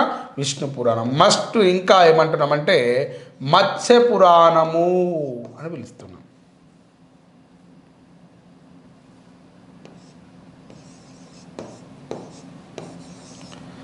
ఏమంటున్నామండి? మత్స్య పురాణం అని చెప్పి పిలుస్తున్నాం. ఒకటి భాగవత పురాణము, వాయు పురాణము, విష్ణు పురాణము, ఈ యొక్క మత్స్య పురాణము అని చెప్పి పిలుస్తాం. ఇవి శాతవాహనుల గురించి మనకు తెలియపడం జరిగింది. నెక్స్ట్ ఇక్కడ చూడండి, నేనేం చెప్తానంటే దీంట్లో ఈ భాగవత, వాయు, విష్ణు పురాణాలు ఏమిటి అంటే శాతవాహనులు తూర్పు ప్రాంతం నుంచి వలస వచ్చిర్రు అని చెప్పి మాట్లాడుతూ ఉన్నది. ఏమంటున్నామండి, ఈ యొక్క శాతవాహనులు తూర్పు ప్రాంతం నుంచి ఈ యొక్క దక్షిణ ప్రాంతానికి రావడం జరిగింది. ఏ ప్రాంతం నుంచి వచ్చిరట శాతవాహనులు? తూర్పు ప్రాంతము నుండి వీళ్ళు దక్షిణ ప్రాంతానికి వచ్చి వలస వచ్చిర్రు అనే విషయాన్ని ఎవరు చెప్పినారు అంటున్నా, ఈ యొక్క ఎవరు భాగవత పురాణం, వాయు పురాణం అనేది తెలియపడం జరిగింది. మరి శాతవాహనులతో పాటుగా అక్కడ నివసించి ఉన్నటువంటి జాతుల గురించి తెలియపడినాయి. మరి శాతవాహనులతో పాటుగా తూర్పు ప్రాంతంలో నివసించినటువంటి జాతులు ఏమిటి అంటే పుండ్ర, పులింద, శబరి, గుహది. శాతవాహనులతో పాటుగా తూర్పు ప్రాంతంలో నివసించినటువంటి రాజ్యాలు ఎవరితో పాటుగా? శాతవాహనులతో పాటుగా తూర్పు రాజ్యంలో నివసించినటువంటి జాతులు ఏమిటి? ఈ తూర్పు ప్రాంతంలో శాతవాహనులతో పాటుగా నివసించినటువంటి రాజ్యములు ఏమిటి? ఇప్పుడు శాతవాహనులతో పాటుగా తూర్పు ప్రాంతంలో నివసించినటువంటి జాతులు ఏమిటి అన్నప్పుడు చూడండి, ఒక్కొక్క జాతి పేరు ఇక్కడ రాస్తున్నాను. ఒకటి పుండ్ర అనండమ్మా, పుండ్ర గట్టిగానండి. రైట్, ఏది రాసుకుందాం? ఇది రాసుకుందాం. పుండ్ర అని చెప్పి పిలుస్తున్నాం. ఓకే, రెండోది ఏమంటున్నామండి? పులింద అని చెప్పి పిలుస్తున్నాం. ఏమంటున్నామండి? పులింద అంటున్నాం. అంటే నెక్స్ట్ ఇంకా ఏమంటున్నాం? పుండ్ర, పులింద, శబరి అని చెప్పి పిలుస్తున్నాం. ఏమంటున్నామండి? శబరి అని చెప్పి పిలుస్తున్నాం. నెక్స్ట్ ఇంకా ఏమంటున్నామంటే గుహది అని చెప్పి పిలుస్తున్నాం. ఏమంటున్నాం సార్? గుహది అని చెప్పి పిలుస్తున్నాం. రైట్, ఇవన్నీ ఎవరితో పాటు కనిపించినటువంటి రాజ్య జాతులు? శాతవాహనులు తూర్పు భారతదేశంలో ఉన్నప్పుడు ఆ తూర్పు ప్రాంతంలో వీరితోటి నివసించి ఉన్నటువంటి జాతులు ఏమిటి అంటే పుండ్ర, పులింద, శబరి, గుహది అనే జాతులు శాతవాహనులతోటి ఈ యొక్క తూర్పు భారతదేశంలో అంటే నివసించి ఉన్నటువంటి జాతులు. ఎప్పుడు? ఈ దక్షిణ భారతదేశంలో శాతవాహన రాజ్యం ఏర్పాటు కాక ముందుకు ముచ్చట. ఇది దేని ప్రకారం తెలుస్తుంది మనకు? ఈ భాగవత పురాణం, వాయు పురాణం, విష్ణు పురాణం ద్వారా ఈ అంశాలు తెలుస్తున్నాయి. నెక్స్ట్ ఇక ఏమంటున్నానంటే మత్స్య పురాణం.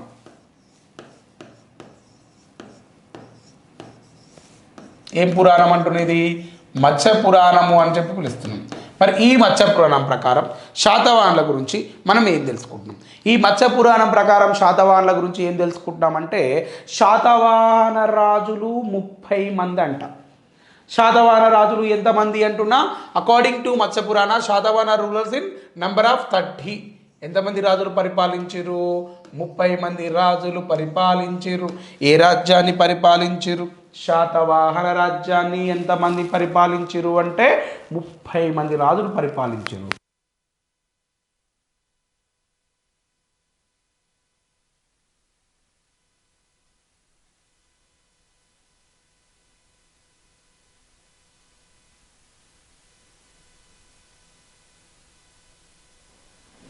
అర్థమవుతుంది అందరికీ? ఓకే, క్లారిటీ వస్తుందా? శాతవాహన రాజ్యాన్ని ఎంతమంది రాజులు పరిపాలించారు? 30 మంది రాజులు పరిపాలించారు. మరి ఈ 30 మందిలో మనం ఈ 30 మంది ఎన్ని సంవత్సరాలు పరిపాలించారు? వీళ్ళు 450 సంవత్సరాల కాలం పాటు వీళ్ళు రాజ్య పరిపాలన అనేది కొనసాగించారు అంటున్నారు. ఎన్ని సంవత్సరాలు? 450 సంవత్సరాల కాలం పాటు వీళ్ళు రాజ్య పరిపాలన అనేది చేయడం జరిగింది అని చెప్తున్నాం. ఎవరు చేశారు రాజ్య పరిపాలన? శాతవాహనులు. ఎంతమంది రాజులు? 30 మంది రాజులు. మరి ఈ శాతవాహనులను 30 మంది రాజులను మనం ఎన్ని రకాలుగా, ఎన్ని భాగాలుగా వర్గీకరిస్తున్నాము అంటే ఒకటి తొలి శాతవాహనులు అని చెప్పి పిలుస్తున్నాం. ఏమంటామండి? తొలి శాతవాహనులు అని చెప్పి పిలుస్తున్నాము. ఓకేనా? రెండోది ఏమంటున్నామంటే మలి శాతవాహనులు అని పిలుస్తున్నాం. ఏమంటామండి? మలి శాతవాహనులు అని చెప్పి పిలుస్తున్నాం. ఇప్పుడు వీళ్ళ నంబరింగ్ కావాలి. మరి తొలి శాతవాహనులు ఎప్పటి నుంచి ఎప్పటిదాకా? రైట్, ఇప్పుడు తొలి శాతవాహనులు ఎప్పటి నుంచి ఎప్పటిదాకా అని మీరు అడుగుతారు. తొలి శాతవాహనుల యొక్క నంబర్ ఎంత అంటే 1వ రాజు నుంచి 23వ రాజు వరకు తొలి శాతవాహనులు అంటున్నా. మరి మలి శాతవాహనులు ఎప్పటి నుంచి ఎప్పటిదాకా అంటే చూడండి 24 నుండి 30 వరకు ఉన్నటువంటి వారినే మనం మలి శాతవాహన రాజులు అని చెప్పి పిలుస్తున్నాం. అకార్డింగ్ టు విచ్ పురాణ? Matsya Purana described about Satavahana rulers in members of 30 rulers. ఓకేనా? Divided into 2 types. That one is first Shatavahana, later Shatavahana. First Shatavahana rulers 1 to 23rd. Second later Shatavahana 24 to 30. Okay, ఇప్పుడు 1వ రాజు ఎవరు అంటే చూడండి 1వ రాజు ఎవరు అంటే ఈయన పేరు మనం ఏం చెప్పాలండి?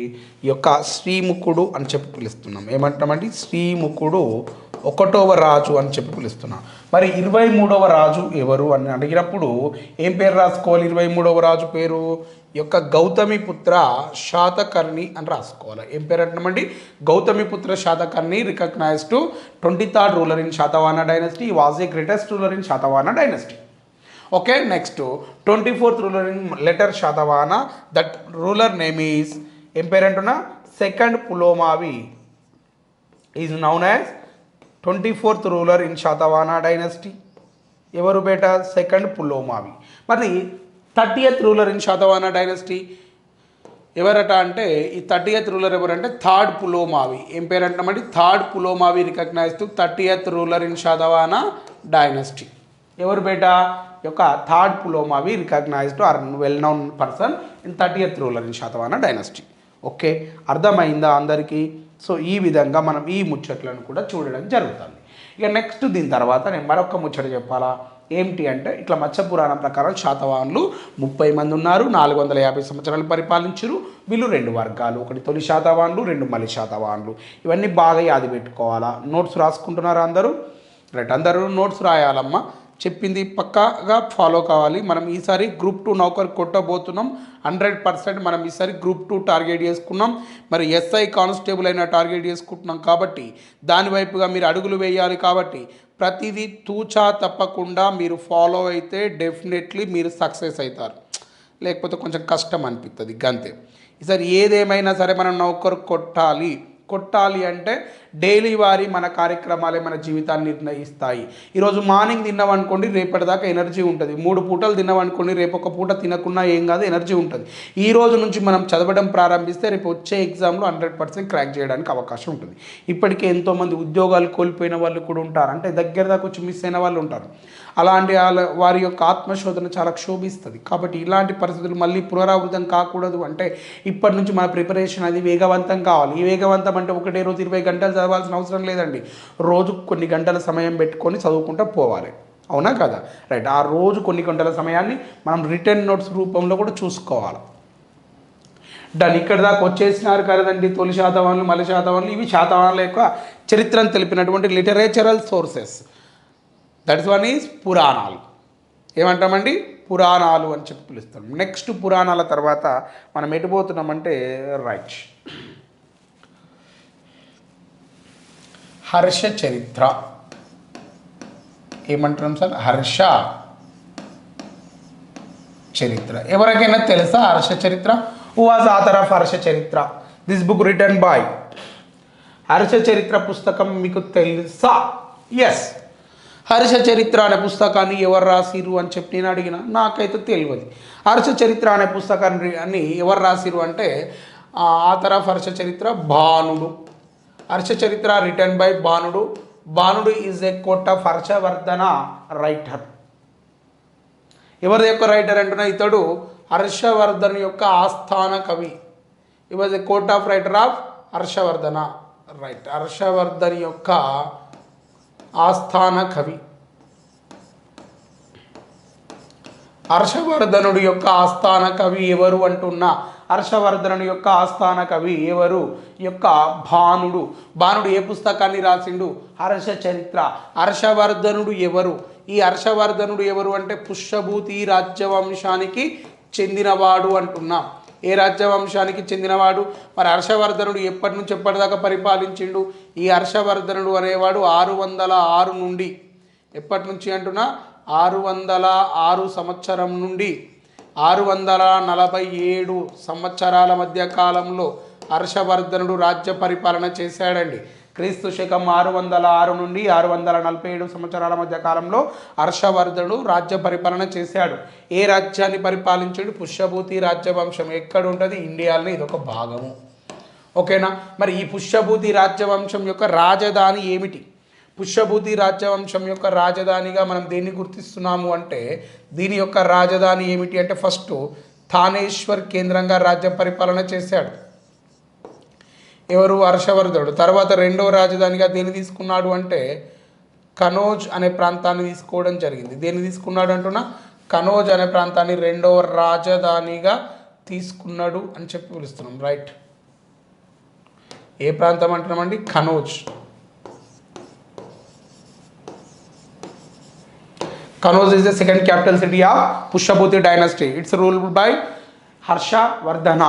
He was called as Harshavardhana as called as third Ashoka in India. ఇతడు భారతదేశానికి సంబంధించి మూడవ అశోకుడు అని చెప్పి పిలుస్తాం. ఎవరిని? హర్షవర్ధనుడిని. ఓకేనా? రైట్. హర్షవర్ధన ఆస్థాన కవి హర్షుడు. ఈ హర్షవర్ధనుడి యొక్క ఆస్థాన కవి ఎవరు? బాణుడు. బాణుడు రాసినటువంటి పుస్తకం హర్షచరిత్ర. హర్షచరిత్ర అనే పుస్తకంలో ఎవరిని ప్రస్తావించారు అంటే, యజ్ఞశ్రీ శాతకర్ణి గారిని పేర్కొనడం జరిగింది అంటున్నా. ఎవరిని ప్రస్తావించారు అంటున్నా? యజ్ఞశ్రీ శాతకర్ణి గురించి ఏ శాసనంలో, ఏ పుస్తకంలో పేర్కొన్నారు అంటే, హర్షచరిత్ర అనే పుస్తకంలో యజ్ఞశ్రీ శాతకర్ణి గురించి ప్రస్తావించడం జరిగింది అంటున్నాం. మరి యజ్ఞశ్రీ శాతకర్ణిని ఏమని ప్రస్తావించారు ఇక్కడ అంటే, యజ్ఞశ్రీ శాతకర్ణికి ఒక బిరుదు ఉన్నదంట. ఏం బిరుదు ఉన్నది అంటే, ఇక్కడ according to Harshacharitra Yajnashri Satakarni had a one title that's called as త్రిసముద్రాధిపతి. ఏ బిరుదును కలిగి ఉన్నాడు అంటున్నామంటే, త్రిసముద్రాధిపతి టైటిల్ కలిగి ఉన్నాడు అని చెప్తున్నాం. యూ హ్యావ్ త్రిసముద్రాధిపతి. ఎవరు కలిగి ఉన్నారు అంటున్నామండి? రైట్. ఉత్తరప్రదేశ్ అనుకుంటా తానేశ్వర్ ప్రస్తుతం. ఓకేనా? రైట్. ఇతన్ని ఏమంటున్నామండి? త్రిసముద్రాధిపతి అని చెప్పి పిలుస్తున్నా. ఎవరిని పిలుస్తున్నాము అంటున్నామండి?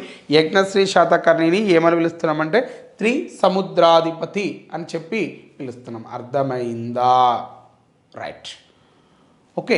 ఇక్కడ ఈ విధంగా మనకి యజ్ఞశ్రీ శాతకర్ణి గురించి తెలియపిన పుస్తకం ఏమిటి అంటే హర్షచరిత్ర. హర్షచరిత్రను రాసింది బాణుడు. బాణుడు ఎవరి యొక్క ఆస్థాన కవి? హర్షవర్ధను యొక్క ఆస్థాన కవి. యజ్ఞశ్రీ శాతకర్ణి తెలుసు కదా మీకు. ఏమని చెప్పాలి సారు? యజ్ఞశ్రీ శాతకర్ణి ఇతడు మలిశాతవాహనులలో గొప్పవాడు అని చెప్పిన. ఏ శాతవాహనులో గొప్పవాడు అంటున్నా? మలిశాతవాహనుల్లో గొప్పవాడు ఎవరు అంటే యజ్ఞశ్రీ శాతకర్ణి. ఇతడు ఎన్నవ రాజు? శాతవాహన రాజులలో ఇతడు 27వ రాజుగా కీర్తి గడించాడు. ఎన్నవ రాజుగా? 27వ రాజుగా కీర్తి గడించాడు. ఎవరు అంటున్నా? Yajnashri Satakarni. Okay, done. Next ఇకపోతే మరొక శాసనంలోకి అంటే మరొక పుస్తకంలోకి వెళ్తున్నాం. ఏమిటి అంటే, మరొక పుస్తకం ఏమిటి అంటే, రైట్, ఇక్కడ బోర్డు మీద రాయాలి కదా. ఆ పుస్తకం పేరు ఏం పేరు అంటే సుహ్రుల్ లేఖ అని చెప్పి పిలుస్తున్నా. ఏమంటున్నామండి? సుహ్రు లేఖ అని చెప్పి పిలుస్తున్నాం. ఏమని పిలుస్తున్నాం సార్? సుహ్రుల్ లేఖ. సుహ్రుల్ లేఖ అనే పుస్తకాన్ని ఎవరు రాశారు? నాకేం తెలుస్తారు? సుహ్రుల్ లేఖ అనే పుస్తకాన్ని ఎవరు రాశారు అని చెప్పి అడిగితే ఏం చెప్తారు? ఫటాఫట ఆన్సర్ కావాలి మనకు. సుహ్రుల్ లేఖ అనే పుస్తకాన్ని ఎవరు రాశారు అంటే నాకు తెలియదు కాదు సారు, ఎట్లా చెప్పాలి అని మీరు అనుకుంటారు కదా. సుహ్రుల్ లేఖ అనే పుస్తకాన్ని ఎవరు రాశారు అంటే ఆచార్య నాగార్జునుడు.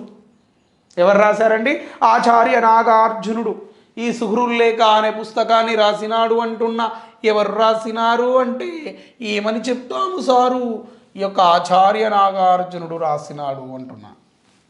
ఏమంటున్నా? ఎవరు రాశారంటున్నా? ఆచార్య నాగార్జునుడు.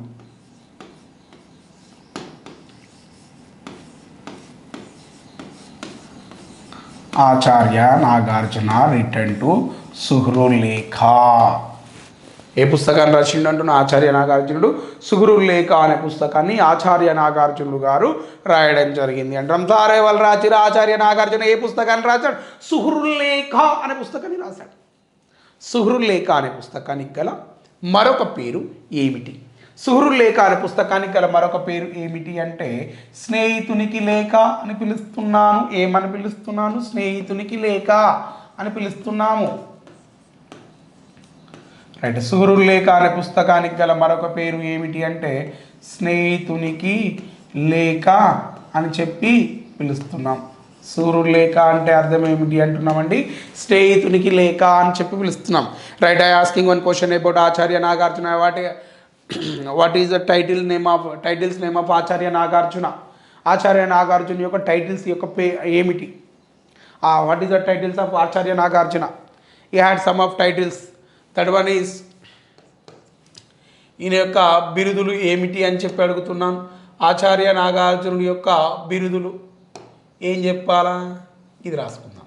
రైట్. ఇతని యొక్క బిరుదులు ఏమిటి అంటే ఇతన్ని ఇండియన్ ఐన్స్టీన్ అని చెప్పి పిలుస్తాం. ఏమని పిలుస్తాము? ఇండియన్ ఐన్స్టీన్ అని చెప్పి పిలుస్తున్నాం. ఆచార్య నాగార్జున యొక్క బిరుదులు ఏమిటి? ఇండియన్ ఐన్స్టీన్ అని చెప్పి పిలుస్తున్నా. రైట్. ఏమంటున్నాం సార్? ఆచార్య నాగార్జున యొక్క బిరుదులు ఏమిటి? Indian Einstein. ఏమంటామండి? Indian Einstein. ఎవరి యొక్క బిరుదు అంటున్నా? ఆచార్య నాగార్జున యొక్క బిరుదులు ఏమిటి అంటున్నామంటే ఇండియన్ ఐన్స్టీన్ అని చెప్పి పిలుస్తున్నాం. నెక్స్ట్ ఆచార్య నాగార్జున యొక్క మరొక బిరుదు ఏమిటి అంటే రెండవ తథాగతుడు అని చెప్పి పిలుస్తున్నాం. ఏమంటున్నామండి? రెండవ తథాగతుడు. రైట్. ఏమంటున్నాం సార్? రెండవ తథాగతుడు అని చెప్పి పిలుస్తున్నా. ఎవరిని? ఆచార్య నాగార్జున్ని రెండవ తథాగతుడు అని చెప్పి కూడా పిలుస్తున్నాం. ఓకే. నెక్స్ట్ ఇంకా ఏమంటున్నామంటే మార్టిన్ లూథర్ ఆఫ్ ఇండియా అని కూడా పిలుస్తాం. ఏమంటామండి? మార్టిన్ లూథర్ ఆఫ్ ఇండియా అని చెప్పి ఎవరిని పిలుస్తున్నాము?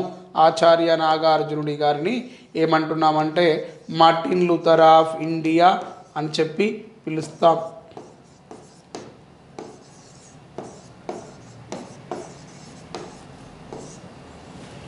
ఏమంటామండి?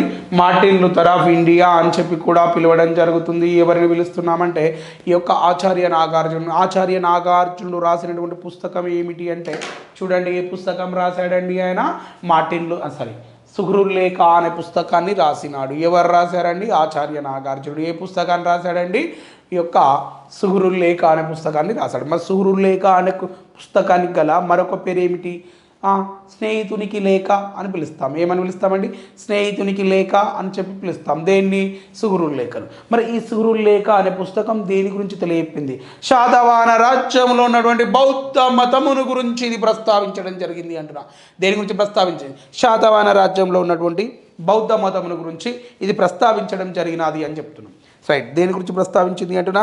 శాతవాహన రాజ్యంలో ఉన్నటువంటి బౌద్ధ మతమును గురించి ఇది ప్రస్తావించడం జరిగినది అని చెప్పి నేను మాట్లాడుతున్నాను. సార్ దేని గురించి ప్రస్తావించింది? శాతవాహన రాజ్యంలో ఉన్నటువంటి బౌద్ధ మతమును గురించి ప్రస్తావించింది అంటున్నా.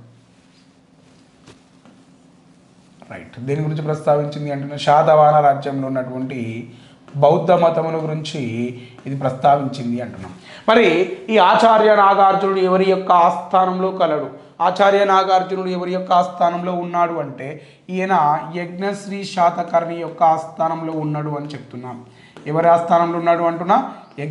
యజ్ఞశ్రీ శాతకర్ణి యొక్క ఆస్థానంలో ఈయన కనిపించిండు అంటున్నాం. ఎవరు కనిపించారు? ఆచార్య నాగార్జునుడు. ఎవరి ఆస్థానంలో?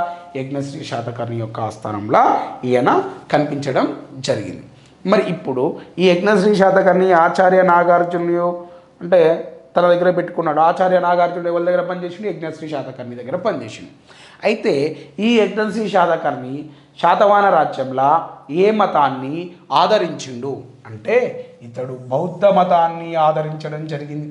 మరి ఇతడు ఏ విధంగా బౌద్ధ మతాన్ని ఆదరించిండు అనే ముచ్చట్లను గురించి మనం ఏ పుస్తకంలో నేర్చుకున్నాము అంటే ఈ యొక్క సుహృద్లేఖ అనే పుస్తకంలో నేర్చుకున్నాం. ఇప్పుడు నేనేం చెప్తానంటే ఈ యజ్ఞశ్రీ శాతకర్ణి గారు ఆచార్య నాగార్జునుడిని ఎక్కడికి పంపించిండు?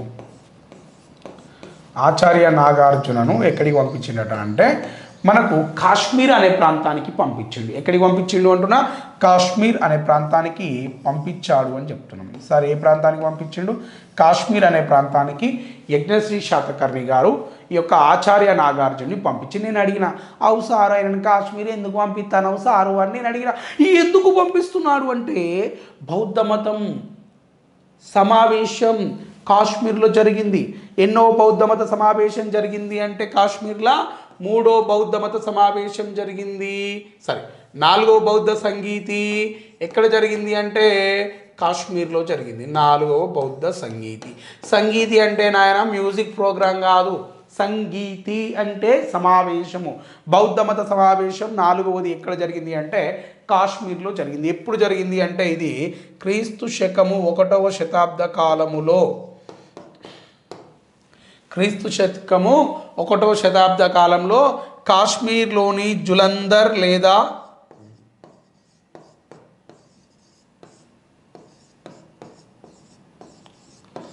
కుందలవనం అనే ప్రాంతం వద్ద, కాశ్మీర్లోని జులంధర్ లేదా కుందలవనం అనే ప్రాంతంలో మనకు 4వ బౌద్ధ సంగీతిని నిర్వహించారు. మరి దీన్ని నిర్వహించింది ఎవరయ్యా అంటే ఈ 4వ బౌద్ధ సంగీతిని నిర్వహించింది ఎవరు అంటే కనిష్కుడు నిర్వహించడం జరిగింది. ఎవరు నిర్వహించారంటున్నామండి? కనిష్కుడు నిర్వహించాడు. దేనిని? ఈ కాశ్మీర్లోని జులంధర్ లేదా కుందలవనం అనే ప్రాంతంలో కనిష్కుడు ఈ 4వ బౌద్ధ సంగీతిని నిర్వహించిండు. ఓకేనా? మరి ఈ సమావేశానికి అధ్యక్షుడిగా ఎవరు పనిచేశారు? ఈ యొక్క 4వ బౌద్ధ సంగీతికి అధ్యక్షుడిగా ఎవరు పనిచేశారంటే వసుమిత్రుడు అనేవాడు పనిచేస్తాడు. ఇదంతా తర్వాత మాట్లాడుకుందాం ఇక, ఎందుకంటే మనము శాతవాహనుల గురించి డిస్కస్ చేయాలి. 4వ బౌద్ధ సంగీతి యొక్క అధ్యక్షుడు ఎవరు? వసుమిత్రుడు. ఉపాధ్యక్షుడు ఎవరు? అశ్వఘోషుడు. అవునా కాదా? రైట్. ఇప్పుడు ఇక్కడ ఏం జరిగింది అంటే ఈ బౌద్ధ మత సమావేశాన్ని అంటే నిర్వహించినటువంటి ఈ ప్రాంతాన్ని సందర్శించమని చెప్పి మన యొక్క యజ్ఞశ్రీ శాతకర్ణి ఆచార్య నాగార్జున్ని ఇక్కడికి పంపించిండు. ఎవరిని పంపించిండు? ఆచార్య నాగార్జున్ని ఇక్కడికి పంపించిండు. ఇప్పుడు ఆచార్య నాగార్జున ఏం చేస్తాడు? ఇక్కడికి వచ్చి సార్ ఇగో మొదటి రోజు ఈ సమావేశంలో ఈ ముచ్చట్లు జరిగింది సార్. సార్ అధ్యక్షుడు వసుమిత్రుడు సార్, అశ్వఘోషుడు ఉపాధ్యక్షుడు సార్. అశ్వఘోషుడు సౌందర్యానందం మహావిచ్య సారిపుత్ర ప్రకరణం అనే పుస్తకాలను రాశాడు సార్. ఓకే, డండ్రా బిడ్డ. మరి వసుమిత్రుడు ఏం రాయలేదు? ఆయన ఎందుకు రాయలేదు సార్? రాశాడండి. ఆయన కూడా ఏం రాశాడండి? మహావిభాషా శాస్త్రమును రాశాడు. ఏం రాశాడండి? మహావిభాషా శాస్త్రం అనే పుస్తకాన్ని రాశాడు. ది మహావిభాషా శాస్త్రం రిటర్న్ బై ఎవరండి? ఈ యొక్క వసుమిత్రుడు. మరి మహావిభాషా శాస్త్రంని ఏమంటామంటే ఎన్సైక్లోపీడియా బుద్ధిజం అని చెప్పి పిలుస్తాం. ఏమని పిలుస్తామండి? ఎన్సైక్లోపీడియా బుద్ధిజం అని చెప్పి పిలుస్తున్నాం. దేన్ని ఎన్సైక్లోపీడియా బుద్ధిజం అంటున్నా? మహావిభాషా శాస్త్రమునే ఎన్సైక్లోపీడియా బుద్ధిజం అని చెప్పి పిలుస్తున్నాం. అర్థమైందా సుమా? చాలా బ్రహ్మాండంగా శుభ్రంగా అర్థమైంది సారు. రైట్, ఇక్కడ దాకా ఓకే కదా అండి? రైట్, ఇది మనకి ఇక్కడ కనిపిస్తున్నటువంటి అంశం. ఒక 10 నిమిషాలు బ్రేక్ తీసుకొని ఎగ్జాక్ట్లీ 12 o'clock మళ్ళీ క్లాస్ స్టార్ట్ చేస్తాను. ఓకే, రైట్, దీన్ని మళ్ళీ కంటిన్యూ చేద్దాం. రైట్, ఇప్పుడు ఇక్కడ దాకా మీకు క్లాస్ అర్థమైంది అని నేను అనుకుంటున్నాను. సమజైందా? రైట్, ఒక్కసారి చెప్పొచ్చమ్మా? అర్థమైందా అందరికీ? ఫాస్ట్గా చెప్పాలా? అర్థమైందా? ఇంకేమైనా డౌట్స్ ఉన్నాయా? డౌట్స్ ఉంటే కూడా నేను మళ్ళీ చెప్తాను.